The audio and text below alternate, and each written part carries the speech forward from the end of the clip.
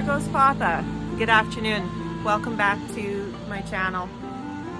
This afternoon I started filming an easy bun recipe for you. It is a recipe that this is the very first buns I ever made, and that's exactly what it is, and that's its title, is Easy Bun Recipe.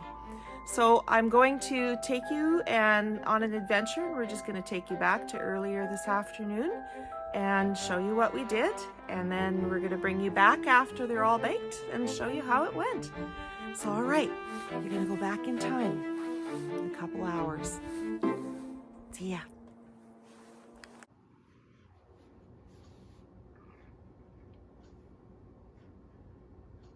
All right, well, welcome back everyone. This is the Easy Bun recipe that I have talked about. We're going to start by listing out the ingredients. We're going to need 3/4 of a cup of white sugar, 1 tablespoon of salt. We're going to need 2 cups of milk, and I am using milk that's actually a day or two expired. If you have milk that's expired and you're unsure if it's good or not to drink, you can just save it and actually use it in your baking and your cooking, and it will be perfectly fine. Even milk that's sour just a little bit can be used as well, and it's perfectly safe because of the cooking and the baking process. So always use your older milk for that kind of stuff so that it doesn't get wasted. And that's what I'm doing today. 2 cups of hot water, 2 tablespoons of yeast. I'm going to use the quick rising instant yeast today, but you can use standard yeast for this recipe as well. I'm sure that's what they started out with this recipe, because it really is an old recipe. So 2 eggs, a tablespoon of vinegar, a 1/2 cup of cooking oil, and 11 cups of flour. And this recipe, we will start with our yeast mixture, and then we will add the rest of the ingredients, and then at the end we'll be adding our flour. So I'm just going to get organized here and we'll get started.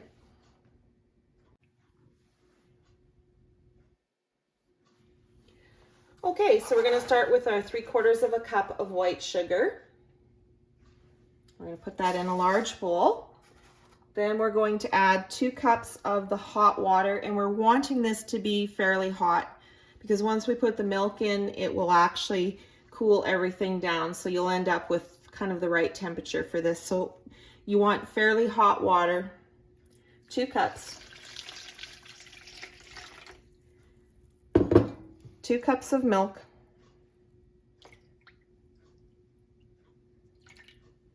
Again, like I said, you can use the milk that's dated. It will be perfectly fine. 1 tablespoon of salt. Okay, we'll just sprinkle it in there. Put that off to the side. Let's just mix this up a bit. Try and get that sugar dissolved a little bit.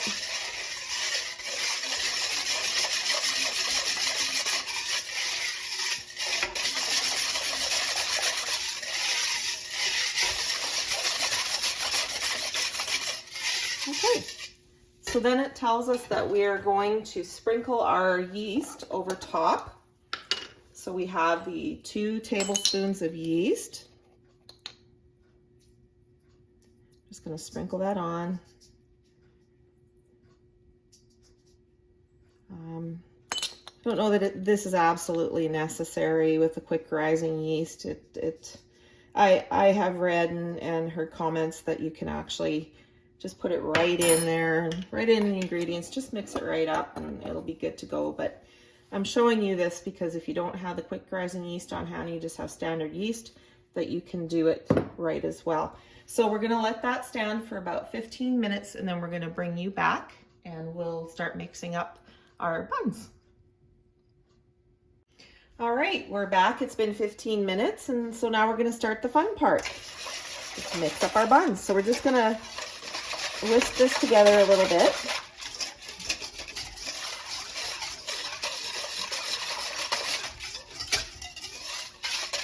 Doesn't have to be perfect. There we go.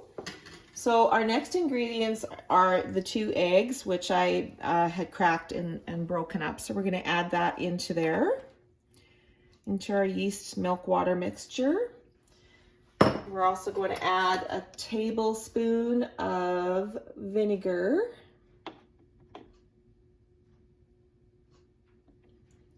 To that. And we're also going to add our oil, our half a cup of cooking oil.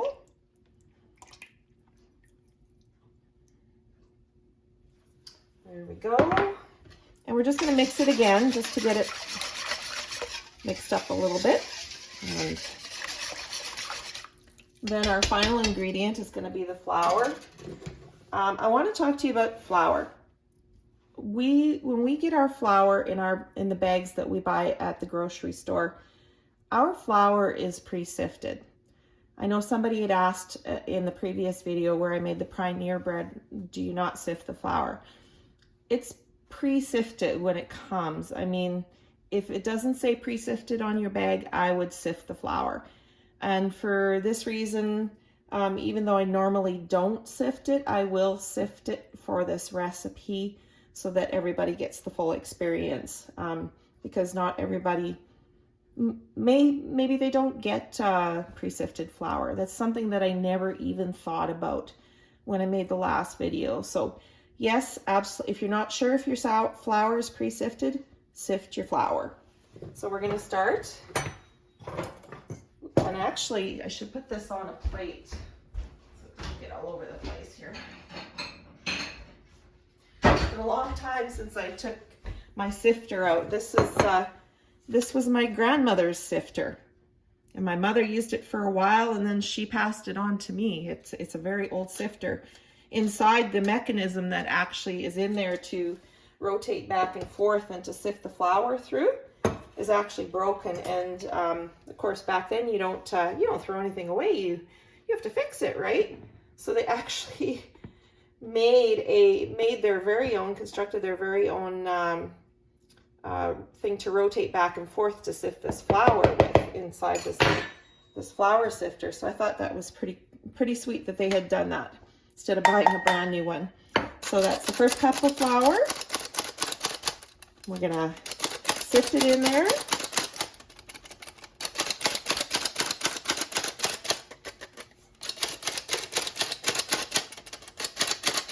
And we'll do a couple cups here right off the hop before we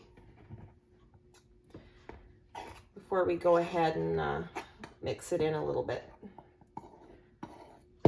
I cannot believe how warm it is. It's the end of January, and right now it is minus 4.8 degrees, sorry, plus 4.8 degrees. For that is phenomenally normal. Sorry, not normal. It's usually very cold. It rarely gets above zero here in the winter time. In January, I mean. So it is a very warm day. It's a beautiful day out today. So this is number 3.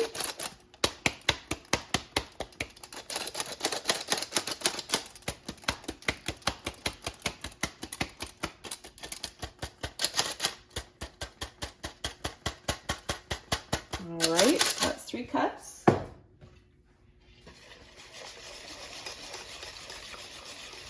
I'm just gonna mix it in. Get it mixed up.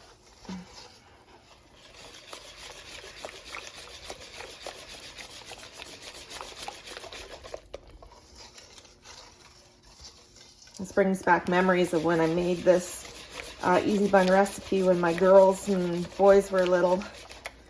There was a couple of them that didn't really want to be involved in this whole process, and that was fine.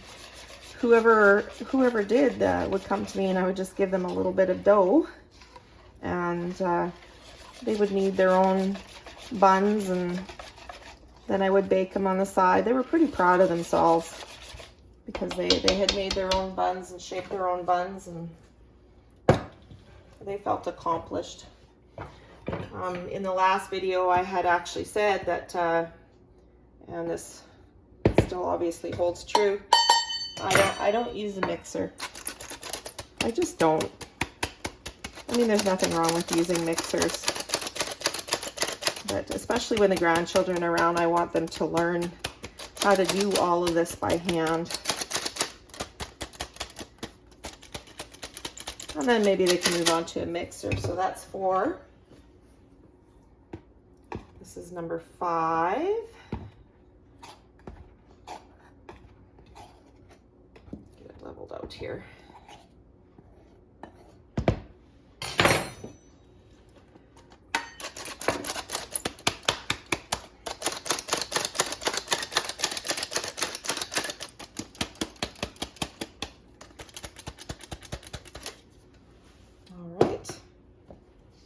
Mix it with the whisk one more time. Get it mixed up here.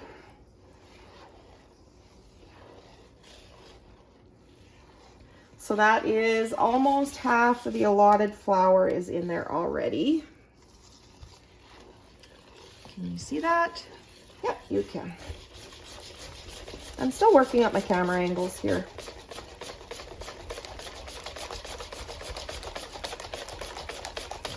Good mix. Put some elbow grease into it. That's what my dad always said. Put some elbow grease into it, he would say. Okay. So we're going to set that off to the side here. This is number 6. I'll put number 7 in there too.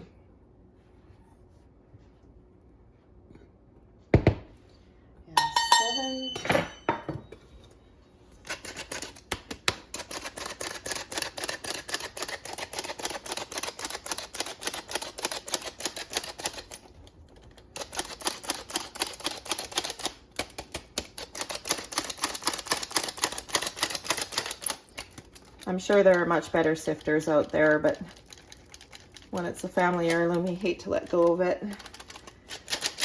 Do any of you have family heirlooms that you hate to let go of? I'd sure love to hear about them. So that's 7. Let's mix that in. We're using the spatula now.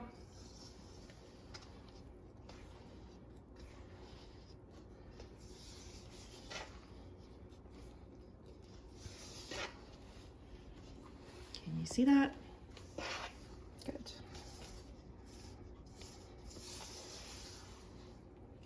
We have a few family heirlooms in our family, things that have been passed down for a few generations. When our grandparents arrived in this province with their parents, my great-grandparents, they didn't have hardly anything.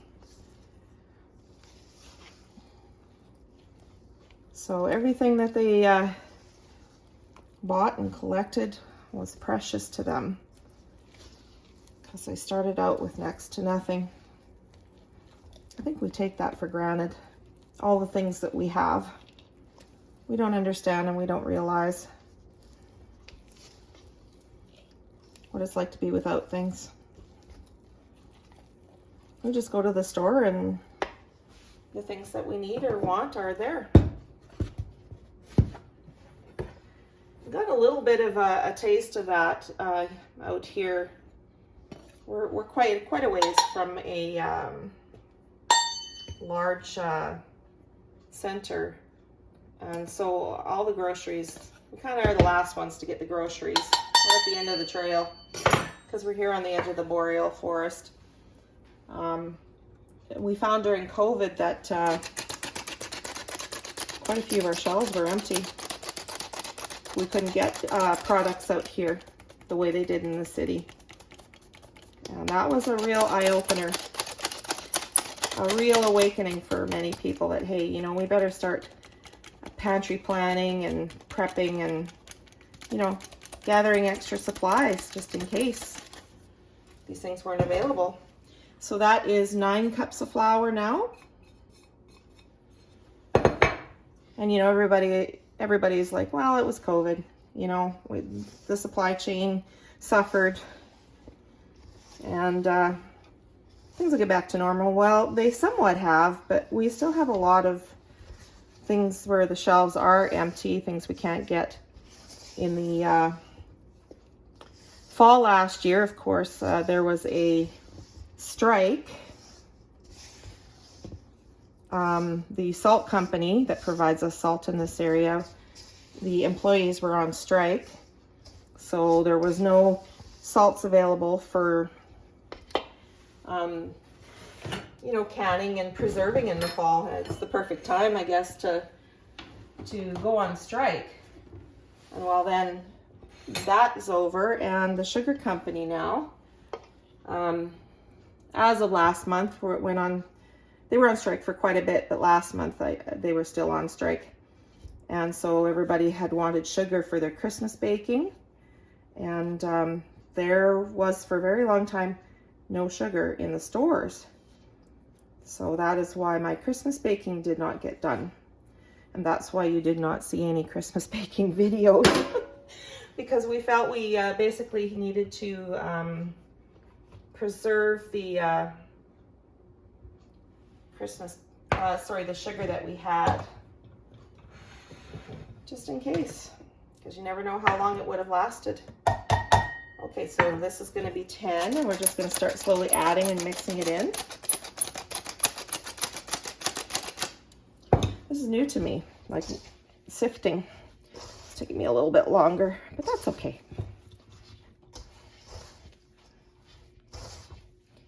Mix it in. Make a dough, a ball of dough.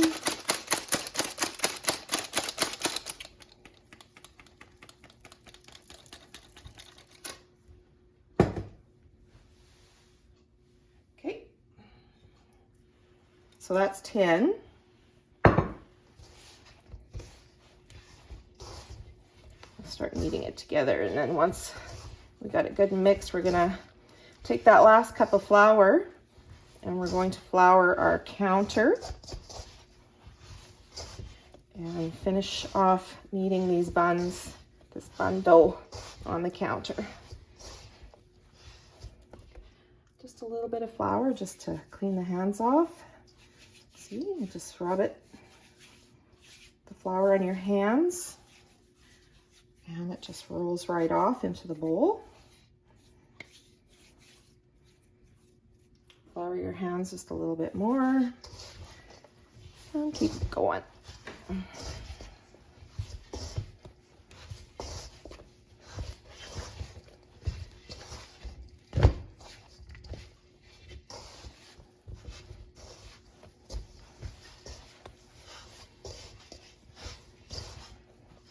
Okay, just gonna get the counter ready here. A little bit of flour on the counter.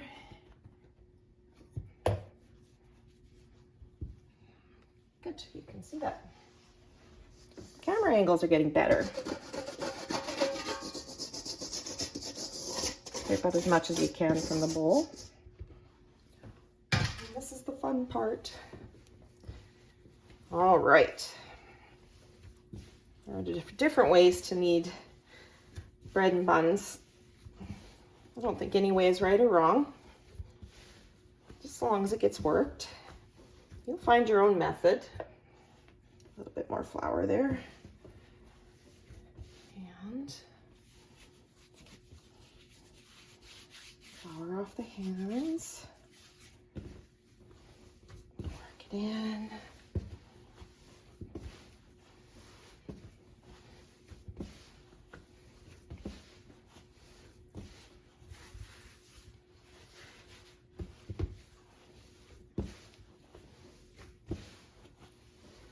So I kind of just, I turn, so it's sitting this way, and then I bring it over, kind of fold it on itself, and push.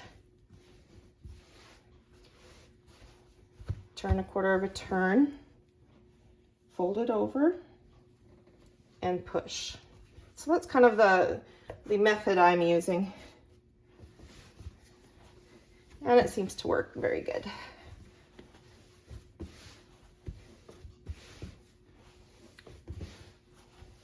Not a perfect science.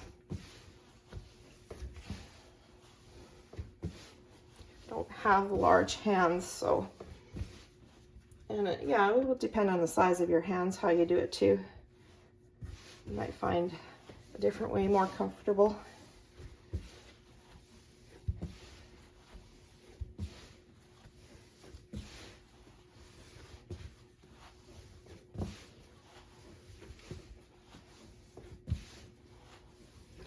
It's coming together. Oh, she's sticking.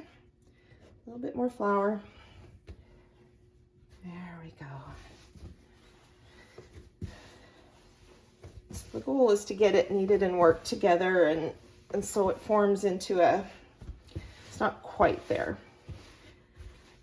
So that the dough doesn't just like flatten down on you when it's sitting on the counter. It should be a nice round shaped ball, I find is the best kind of dough for bread and buns.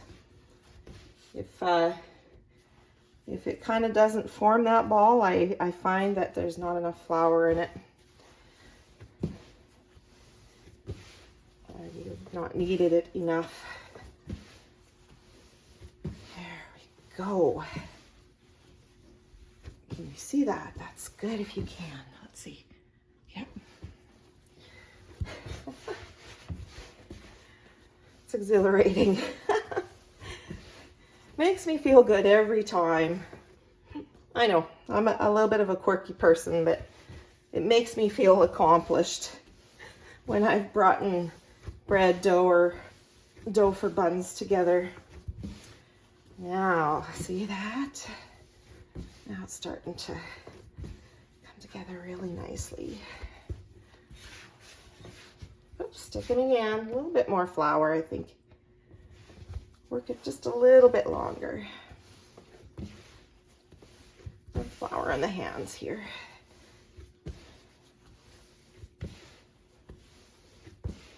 Getting my workout for the day. So this, I believe this recipe makes around 4 dozen buns. Every time I've made it, for the size of buns that I roll them into, it usually makes about 4 dozen buns.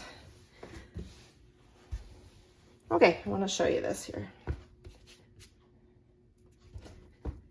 So I got a little bit more flour here just to, so it doesn't stick while I'm showing you.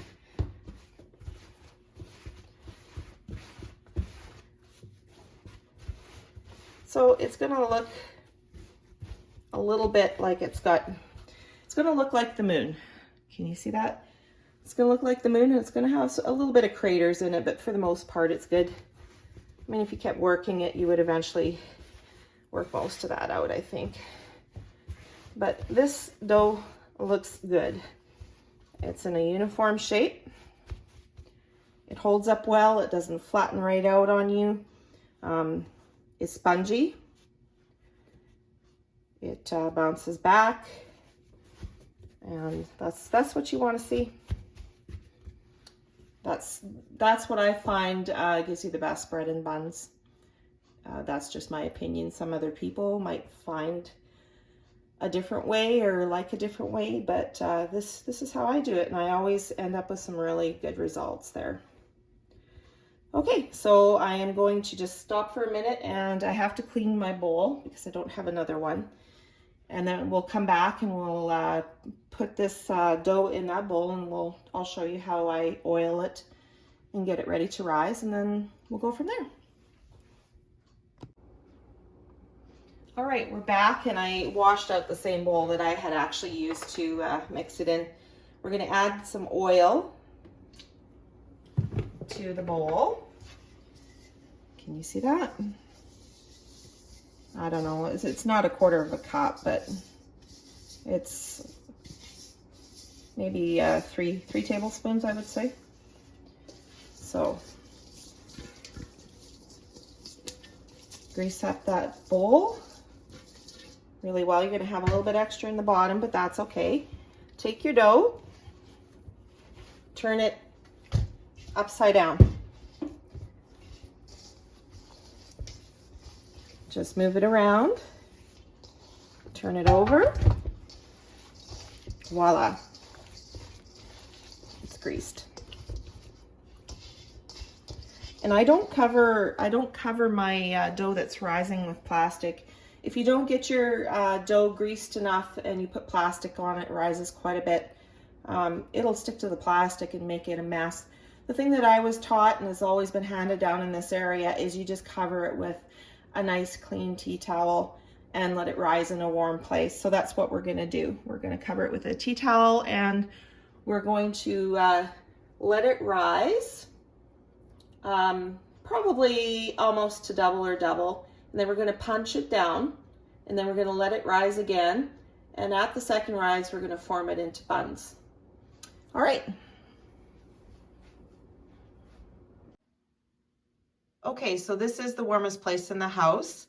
It is a nice warm winter day for us and it's a south-facing window. And so we are actually just gonna take a look here. Oh, wow, it sure has risen. I think we're gonna punch it down now. Okay, I'm just gonna get you set up here. All right, so there's still a fair amount of oil on top of there, so I'm just gonna take my hands along the edge and just grab up a little bit of oil and oil my hands here. All right, so we're just gonna punch down. That's exactly what it is. Just punch it down. This is gonna be good buns, guys, good buns. Oh, I wish you could smell the smell of the yeasty dough. It smells so good. Can you see that? I think so. So give it a good punch down, get some of the air bubbles out of there. And then I don't bother reforming it. I just punch it down.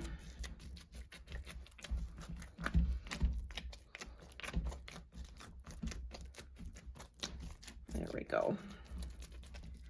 I mean, you can reform it if you want to, but I don't really feel like there's a need.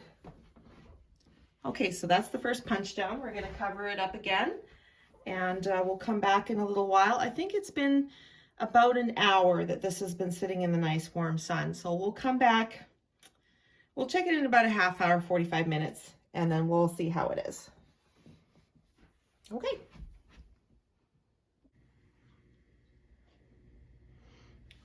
All right, so we're back now. The second rise only took about 25 minutes for it to happen. So I'm happy with where it's at. So we're actually gonna start rolling them up. Just gonna set it off to the side a little bit here. You can still see it real good. I got my my baking pans out and they are non-stick, but I'm gonna add a little bit of cooking spray to it. Okay, good. You can see that. So there's still a little bit of oil just in and around in the bowl there. So I'm just gonna take some out to start. I'll need the canola oil here in a little while, but we'll start by trying to get what we can out of the edge of the bowl here. So I've seen it done a few different ways. The first way I've seen was that you take to make your rolls or your buns, you take a piece of dough and you pinch it off, and that's your bun.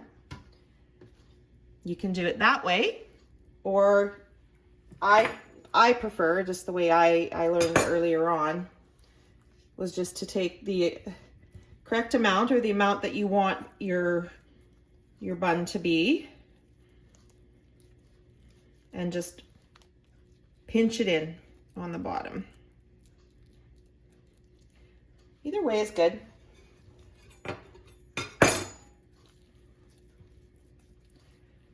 Get it in your hand, cup it in your hand, use your finger to push in the center, and then just kind of roll it into the center. Just like that. Doesn't have to be perfect. Might not be enough for this one. This is about the size I start out with. You can make them larger if you want, but of course you'll get less buns. That might be a little bit too big. Doesn't have to be perfect. I'm kind of a perfectionist in a way. So if I redo things, you'll know I'm a little bit obsessive compulsive when it comes to stuff like that. So again, I'll show you the other way. I seen a lady do it this way. Pinch off like that. Or you can just roll it into the center with your fingers. Press it in like that. I'm kind of liking this pinching off thing. Maybe I'll try doing these buns this way today. Can you see that? I think you got to take a bit more dough there to do that with.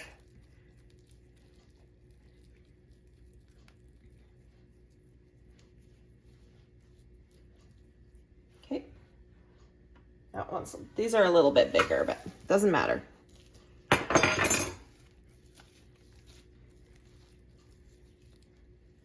Pinch it off.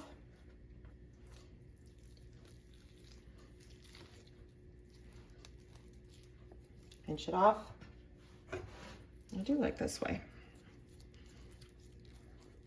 I do either. However I feel. That's just a couple of different methods to rolling your buns. Let's take a bigger. There we go.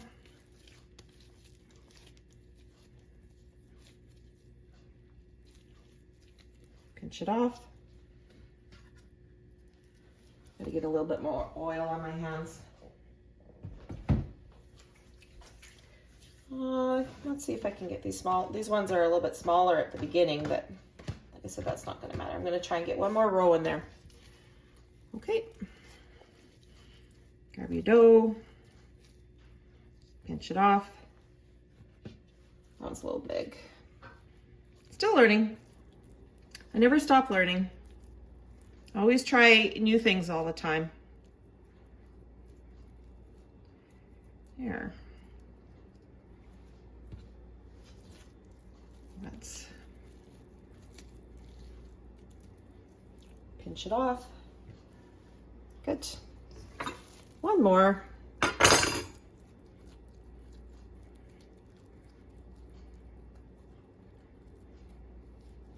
Doesn't take too long once you get the hang of it. All right. That's our first tray. That's how you do it. So I'm gonna go ahead and I'm gonna roll the rest of the buns in this same manner. And when we go to bake them, I'll bring you back. All right, so I got a little ahead of myself there. We need to cover these up, and we'll cover them up with tea towels, and then we'll let them rise for a little while longer. They're already rising quite a bit as we've rolled them and put them on the pans. So when they're, I'll cover them up, and when they're ready to be put in the oven, I will bring you back then. All right, welcome back. So it has been probably an hour and a half since I finished forming the buns and letting them rise. I actually took the opportunity to do run some errands. I ran to town and did a few things, and that was the perfect time to actually get that done. And so these now have risen, and they look really nice. They're nice big buns, as you can see. So we're going to put them in the oven. I have the oven warming up to, it can be anywhere from 350 to 375 degrees Fahrenheit. And we're gonna, it says to bake them for 25 minutes. We're gonna put them in and we're gonna check them around the 18-20 mark, just to see how they're looking. I have a natural gas oven, and I find that with natural gas, it runs a little bit hotter, or it's a hotter heat, if that's any way to explain it. But we're gonna check them in about 18 to 20 minutes once we first put them in, and we'll see how it goes. And when they're all done, I will bring you back and we'll take a look at them.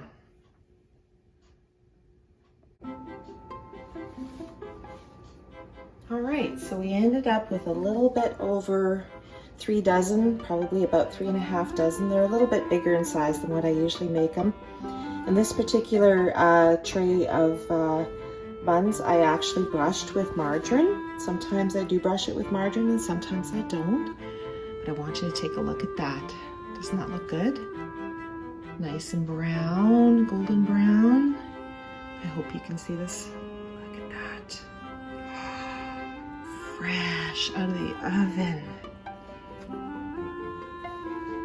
Look, it would taste mighty good with some margarine on it. Just one moment. Put a little margarine on it. Here, take a look at that.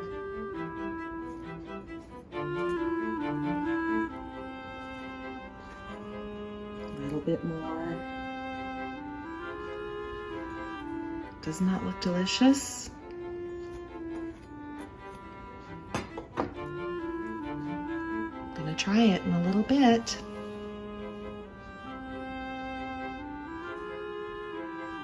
Okay, so this is what we ended up with. A little over 3.5 dozen buns. Papa and I have tied into a few and they taste so delicious. The buns, the oven managed to even out at about 350 degrees Celsius, and the buns were baked for approximately 20 minutes, and they're perfect.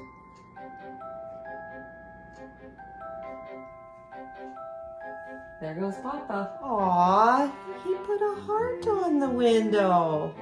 Aw, that was sweet of him. All right, so just to wrap things up with this easy bun recipe, this is another one of the recipes that I have gotten from a community cookbook that has been around for years and years. Like I said, it's those tried and tested recipes. And I want you to try this one out because it is really easy. The easy bun recipe.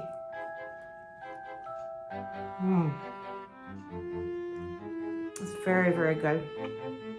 Doesn't get any better than that.